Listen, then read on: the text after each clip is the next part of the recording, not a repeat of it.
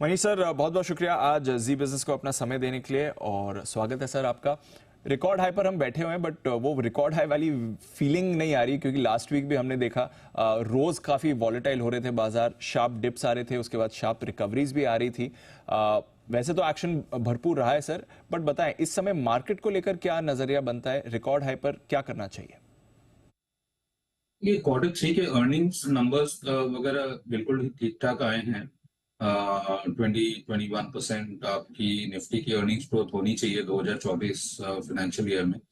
And 2025 में भी 17-18% earnings growth होनी चाहिए।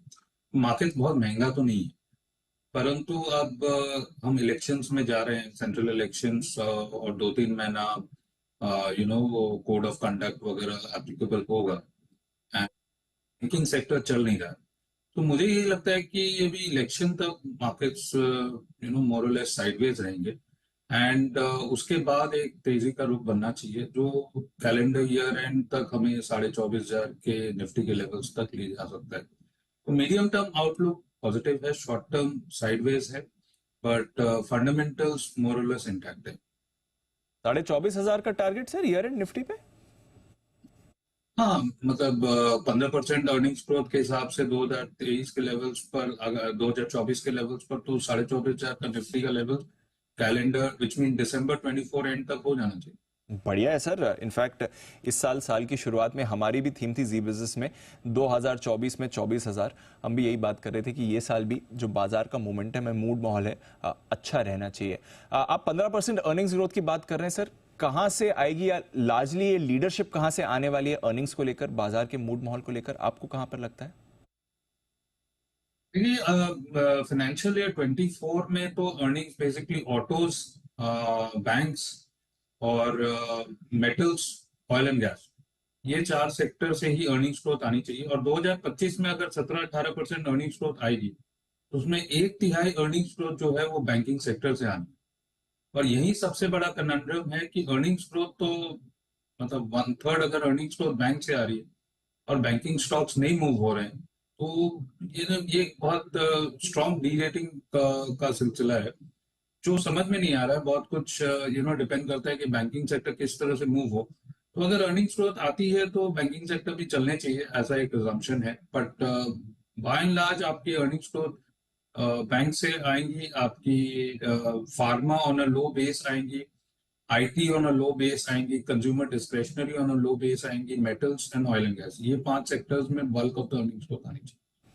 ओके, तो ये है आपके लिए। और auto, banks, oil and gas, metals, IT, pharma, ये कुछ सेक्टर्स हैं जहां से आपको मूव बनती हुई दिख रही है। सर फिलहाल बैंक्स पर क्या व्यू है, क्योंकि चुनिंदा लार्ज कैप से थोड़ा पार्टिसिपेशन मिसिंग है। एचडीएफसी बैंक थोड़ा उतार चढ़ाव दिखाता रहता है, कोटक ने कुछ लास्ट ईयर नहीं करा है, बट उसके सामने आईसीआईसीआई बैंक अच्छा मूव कर रहा है, एसबीआई की तरफ से अच्छा एक्शन आया है। तो बैंक्स में फिलहाल जो पीएसयू प्राइवेट में थोड़ा उतार चढ़ाव चल रहा है, लार्ज कैप मिड कैप में थोड़ा व्यू चल रहा है, वहां से एक्शन कैसे आपको दिखता है? प्राइवेट सेक्टर बैंक्स तो by and large underperform कर रहे हैं, और लीडरशिप जो बैंकिंग सेक्टर में पब्लिक सेक्टर बैंक्स की तरफ मुड़ गई है already. It's under way last 2-3 साल से। और मुझे ये लगता है कि 2024 से लेकर 2026 तक पब्लिक सेक्टर बैंक्स मोरलेस आपको 18 से 20% अर्निंग्स को दिखा, और वैल्यूएशंस अभी भी बहुत डिस्काउंट से हैं आपके पब्लिक प्राइवेट सेक्टर बैंक के कंपैरिजन। तो और मैक्रो एनवायरनमेंट पॉजिटिव है। इलेक्शंस के बाद एक केपेक्स साइकिल पिकअप होगा जो कि पब्लिक सेक्टर बैंक्स के लिए काफी कंड्यूसिव हो। तो all of these things makes me, मुझे लगता है कि पब्लिक सेक्टर बैंक्स में ज्यादा तेजी है as compared to private sector bank, जो कि डिपॉजिट से जूझ रहे हैं, कैप लिक्विडिटी टाइट है, ऑल ऑफ दैट। सो मेरा तो यही मानना है कि large public sector banks, even mid cap public sector banks में एक लीडरशिप चेंज आएगा, और इनकी जो वेटेज है निफ्टी में ये धीरे धीरे बढ़ती रहेगी। सो आई थिंक बैंकिंग सेक्टर में it is overweight public sector banks and slightly underweight private sector bank, ऐसा मेरा स्टांस है। तो पब्लिक सेक्टर बैंक्स पे पूरा भरोसा है, वैल्यूएशंस भी ठीक ठाक हैं और आगे यहाँ पर वेटेज भी इनका बढ़ेगा, पार्टिसिपेशन भी बढ़ेगा, तो वहाँ पर तो आपको रखनी ही है नज़र। सर इलेक्शन की भी आपने बात की, क्योंकि अब हम प्री इलेक्शन पीरियड में घुस रहे हैं। एक तो बाजार पर आपने कहा कि शायद थोड़ा उतार चढ़ाव रह सकता है, दूसरा इलेक्शन के लिहाज से बाजार में कुछ पोजिशन के बदलाव हो सकते हैं, या फिर इलेक्शन आउटकम बाजार ने ऑलरेडी डिस्काउंट कर लिया है तो शायद इस बार वैसी मूव्स नहीं आए? देखिए, जो केपेक्स रिलेटेड थीम्स है वो तो एक साल की थीम नहीं है, काफी सालों की थीम है, और बाय एंड लार्ज ये मोमेंटम आउटलुक रहेगा। बट जो कि 2-3 महीने जो ऑर्डरिंग मोमेंटम है वो थोड़ी सी स्लो डाउन वगैरह दिखेगी। तो और valuation by and large full है। Banking sector, private sector bank ऐसे ही नहीं चल रहे हैं क्योंकि लिक्विडिटी टाइट है, डिपॉजिट्स का इशू है। आईटी साइडवेज है, नेक्स्ट 2 क्वार्टर में रिजल्ट्स देखने को मिलेंगे positive in terms of hiring. Pharma should do well. And I think by and large जो भी सेक्टर जो अभी तक नहीं चले हैं लास्ट 1-2 साल में, जैसे कंज्यूमर डिस्ट्रेस, ये नहीं चलेंगे। इलेक्शंस के बाद में एक इम्पेटस पूरी इकोनॉमी 6.5-7% अर्निंग्स ग्रोथ और वैल्यूएशन काफी कंड्यूसिव है। तो यहाँ पर एक पोजीशन बनाई जा सकती है क्योंकि ये सेक्टर्स अंडर परफॉर्म किए लास्ट 2-3 साल, और outlook over the next 1 to 3 years is quite positive. तो एक ये होता है। और आपके पब्लिक सेक्टर बैंक जहां पर क्लियरली आपको वैल्यू दिख रहा है, तो banking sector as a whole should do well.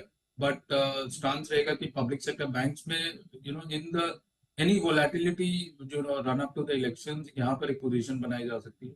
Pharma on a low base will be doing well, they have done well, और आगे जाके भी ये ठीक रहेंगे। And IT from a slightly longer term call, I think ये 4 sector में focus बनाई जाए तो मीडियम टर्म के पॉइंट ऑफ व्यू से काफी अच्छा रहेगा। बिल्कुल, तो जो बाजार के मेन पिलर्स हैं वो सारे सर को पसंद आ रहे हैं। बैंक्स ले लीजिए, आईटी ले लीजिए, फार्मा ले लीजिए, और capex cap goods infra theme तो खैर अच्छा कर ही रहे हैं। सर, मिड और स्मॉल कैप्स पर भी रहा है, क्योंकि पिछले एक साल से, पिछले मार्च में जो रैली शुरू हुई थी वहां से तो शानदार आउट परफॉर्मेंस रही है। अभी भी हम देखते हैं वो एक्शन बरकरार है। क्या आगे भी ऐसा ही रहेगा या फिर वापस लार्ज कैप्स में थोड़ा रोटेशन हो सकता है? देखिए, अगर आप पूरे जनरल मिड कैप्स या स्मॉल कैप्स की बात करें तो definitely mid and small caps large caps comparison में वैल्यूएशन में महंगे दिख रहे हैं।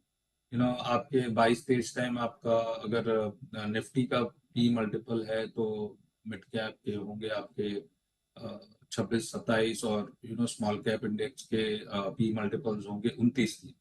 तो आई थिंक जनरली इंडेक्स को नहीं देखना चाहिए। It is a very broad market जो mid and small cap space है। वाइब्रेंसी पूरे ब्रॉडर मार्केट्स में इसी सेगमेंट में दिखेगी, but it is a stock pickers arena. यहाँ पर इंडिविजुअल स्टॉक्स को अगर देखें तो लार्ज कैप के कंपैरिजन में काफी अच्छे रिटर्न्स देंगे। तो एक जनरलाइज ओपिनियन नहीं रखते हुए individual stocks in the mid and small cap space एक पोर्टफोलियो में रहनी चाहिए। एटलीस्ट 40-50% तो बिल्कुल रहनी चाहिए, तो जिससे अल्फा क्रिएट किया जा सके। सो मेरा ये मानना है कि बहुत ज्यादा कोई अंडर परफॉर्मेंस नहीं रहेगा mid and small cap space में। पर्टिकुलरली अगर हम इलेक्शंस के बाद की पॉइंट ऑफ व्यू को विजुअलाइज करते हैं, अर्निंग्स ग्रोथ की ट्रेजेक्टरी अगर पिकअप होती है और मोमेंटम पूरे ब्रॉडर इकोनॉमी में रहती है, तो मिड एंड स्मॉल कैप बहुत दिन तक अंडर परफॉर्म नहीं कर सकते। बट इसमें कई मिड कैप्स ऐसे हैं जो कि फंडामेंटल्स को बिलाई करते हुए काफी आगे बढ़ गए। वहां पर एक टाइम करेक्शन, प्राइस करेक्शन हो सकता है, पर जनरल व्यू में मुझे नहीं लगता कि मिड एंड स्मॉल कैप बहुत ज्यादा महंगे as a whole, but stock picking is the key. Stock specific approach mid और स्मॉल कैप में रहनी चाहिए। वैसे वहां पर आपको मौके अभी भी मिलेंगे, आउट परफॉर्मेंस वहां से अभी भी आ सकती है। पोर्टफोलियो का अच्छा खासा एलोकेशन आप उधर रख के चल सकते हैं। सर, बहुत बहुत शुक्रिया आज हमें अपना समय देने के लिए और बाजार पर नजरिया शेयर करने के लिए।